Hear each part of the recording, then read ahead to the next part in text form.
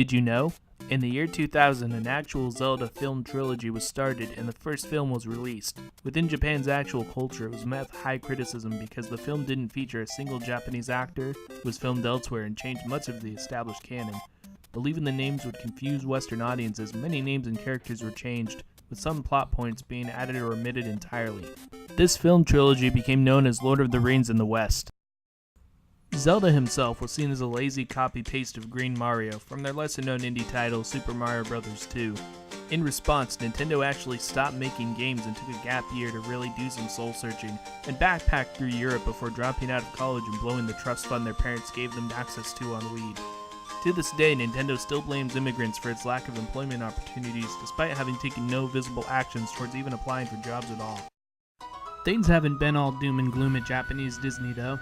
In 1992, Nintendo acquired the Seattle Mariners, who went on to win an unprecedented number of Super Bowls in the years following, all the way up to 1999, when a petition to ban power-ups made it through Congress, citing the Mariners' advantage over other teams who couldn't even use steroids. This culminated in the 1998 FIFA Invitational, where all-star hitter J. Edgar Hoover accidentally burned a fan to death with a fire flower. Much like in the stands at game time, during his trial, upon receiving the guilty verdict from the judge, the peanut gallery eerily chanted as he was taken away. Edgar is also the name of my cat. It's been well established that Star Fox and Metroid take place in the same universe, but did you know that they take place in the same spaceship? In an interview with Nintendo, Reggie sat down with Pokemon series creator Satoshi Tajiri to explain how the series came to be. Tajiri went on to say, "My parents were very abusive. Very, very, very inconceivably abusive. One time they locked me outside during a rainstorm and forgot about me. It was only supposed to last for a few minutes, but they forgot for 2 weeks. When they realized I was missing, they went outside where I had a trap waiting for them. I ensnared them like the animals they were, and tortured them for days before killing them. I murdered my parents, Reggie. I murdered them in cold blood and hid secret messages alluding to it in all of my games, but no one ever figured it out." Reggie paused uncomfortably before Satoshi continued. "And I felt more justified in doing it, but also like my work wasn't finished. Like I needed more." "More?" asked Reggie. "Yes, more." In all of Nintendo's blunders, perhaps their greatest was the creation of the original PlayStation. While brainstorming ideas on what their next console would be, back in 1960, Reggie sat down with a pair of executives at Sony who said they would like to work with Nintendo as partners, but admitted they didn't have any concept of a console yet. Reggie laughed at them, whipped out a prototype of the PlayStation, and slammed it on the table and said, "Here you go, we don't even need it. You understand me? We're about to change the world with Virtual Boy. This is called the PlayStation. It's garbage and we don't need it. We don't need this garbage and we don't need this garbage." Pointing at the executives, "You motherfuckers are worthless wastes of human space, and it makes me sick knowing I breathe the same air as you. You're a joke. You couldn't do anything with this, not even if I sprinkled a bunch of these in." He then proceeded to drop dozens of original games and IPs on top of the PlayStation, and even threw in some dev kits as well, telling the Sony executives that, "If I so much as smell you muffin fuckers on the same earth as me again, I'll kill you. I mean it. I'll do it." To Nintendo's surprise, Sony released the PlayStation later that year. In Super Mario Bros. 3, there's actually an unintentional glitch that allows you to complete the game. To activate the glitch, you must play through a minimum number of levels and worlds, and the game will progress you through it until you reach the final boss. Defeating the boss will activate the glitch again, giving you an ending. Nintendo executives still don't know how this happened, but it was rectified in all future releases. In 1998, as part of a marketing campaign in coordination with Coca-Cola, Nintendo did their part in helping produce and distribute Coke cans that had fully playable levels from the Super Mario Bros. Series on the sides of the cans. The level would even transition to underground as you drank the cola, while showcasing the technology off to a gaming journalist for Kotaku. The journalist asked Reggie jokingly if he could also play Doom on it. Reggie reportedly abruptly became very angry, throwing the can in frustration and storming off, ending Nintendo's partnership with Coke permanently. This, however, wouldn't be the last time Nintendo and Coke would be partners. The very next day, Nintendo and Coca-Cola announced a new line of Coke-inspired video games for the N64 to compete with the global phenomenon that was Pepsi Man on the PlayStation. Out of 7 games announced with playable demos, only one ever made it to release, Perfect Dark. Conker's Bad Fur Day is based on the actual life experiences of Hideo Kojima, and very little has been changed regarding the game and what actually happened. Kojima actually joked after the game's release that what actually happened was even more bizarre. You might notice that Zelda has the same name as his video games, and so does Mario, Metroid, Star Fox, and Pikmin. This isn't an accident. Reggie has secretly woven the games into a cinematic universe. They seem to be built into some sort of massive crossover event, but details are unclear as to what it could be or when we will see it happen. Over the years, Nintendo has employed various countermeasures against piracy, getting progressively more unorthodox as technology has advanced. For Pokemon Ruby, Nintendo actually implanted a bomb into all of their cartridges that would detonate if any tampering was done to the cartridge.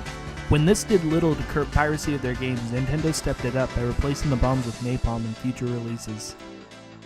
In the Game Boy Advance port of Kirby's Nightmare in Dreamland, in the third playable level, right at the beginning, if you press up, down, up, left trigger, A, B, down, right trigger, in that exact order, and wait 10 seconds, absolutely nothing will happen. If you played through the Pikmin games, you'll notice something about the scenery and various items you pick up. Look familiar? That's right. Pikmin takes place on the same planet as at least 2 of the Far Cry games, including Far Cry 5. Many fans speculate that the Mario we know and love today is actually Luigi with multiple personality disorder, and that the original Mario has been dead for some time. This is because the first chronological game in the series, Mario Kart Double Dash, features a death scene hidden in the game's code where Mario is brutally murdered. It is believed that the height difference between the two can be accounted for when taking mushrooms into consideration. Mario's short height is actually Luigi's, and every subsequent increase in size is due to Luigi having consumed various amounts of mushrooms. In June of 2014, Nintendo officially issued an apology to the public. To this day, nobody understands why. In 2020, after hundreds of years of playing second fiddle to Sega, Nintendo released the GameCube. A powerful purple lunchbox whose acclaim and accolades in the minutes since were almost enough to eclipse the Dreamcast, the greatest selling video game of all time. Shigeru Miyamoto has been known to flex around his fans. During a visit to a sick child made possible through the Make-A-Wish Foundation, Miyamoto wore his most expensive clothes and a Rolex, and kept ignoring and interrupting the child's questions and compliments to tell him how much money each article of clothing and accessory he had on was. He also told the child that he could buy his parents' home thousands of times over, and how much money the Make-A-Wish Foundation had to pay him in order to convince him to make the trip. When the child became sullen, Miyamoto asked if he wanted to see a magic trick, and when the child said yes, he pulled out a stack of $100 bills and lit them on fire. Sonic being on the Sega Genesis was a mistake. After finishing what would be the final version of the game, several Nintendo devs were rolling around in piles of money and got into a game fight, throwing cartridges and prototypes of games and consoles at each other. Many original games were destroyed in this fight, and the only existing Sonic the Hedgehog cartridge at the time flew out of a nearby window, where it broke through a window at Sega's headquarters, which was right next to Nintendo. The hat Super Mario Odyssey is based on Reggie's landlord. When asked about the connection, Reggie reportedly said, "I don't know, man. I'm really high right now. I thought my landlord was a floating hat with eyes when I made this." The entire Star Fox franchise was based on a joke that got way out of hand. One of Nintendo's original developers was a furry, and both Reggie and Miyamoto made fun of him mercilessly, even creating a game series centered around anthropomorphic characters to draw attention to it. They invented the Super FX chip and pioneered 3D gaming in order to make fun of a furry and kept the joke going for years. Nintendo holds an annual April Fool's Day prank-a-thon at their headquarters. Anything goes at these events, with the only condition being that at least 2 people have to die. This was a hindrance for the release of Super Smash Bros. Brawl, and pushed back development for almost a year past its originally planned release date when Masahiro Sakurai and the entire development team committed a murder-suicide pact with each other. When asked about the tragedy, Miyamoto became visibly frustrated, commenting on Sakurai's death saying it would take them at least 6 months to grow another one. Later that year, Sakurai was seen seemingly alive and well, though slower in motor functionality and experiencing memory lapses, telling reporters that the next Smash Bros. Would release soon when asked about his reported death and massive coverage of the murder-suicide that he initiated. The Legend of Zelda: The Wind Waker immediately split the fanbase in half upon release, and conversations about it still circulate to this day. The game takes a radical departure in both style and presentation from previous installments, making the protagonist a Nazi SS soldier, and the object of the game to overthrow the United States and several other countries. Some fans welcomed the change, while many others lambasted Nintendo, saying that these were not the risks they were talking about when asking for Nintendo to spice things up with their next game. Did you also know that Magic the Gathering released an arena-style shooter? If you enjoyed this video, please like, comment, and subscribe. And maybe share it around a little bit. Get a barbecue with your friends going, then pull them aside, say, "Hey, check this out," and secure your place in history among legends by sharing this video with them. Anyways, thank you so much for watching, and I'll see you next Thursday.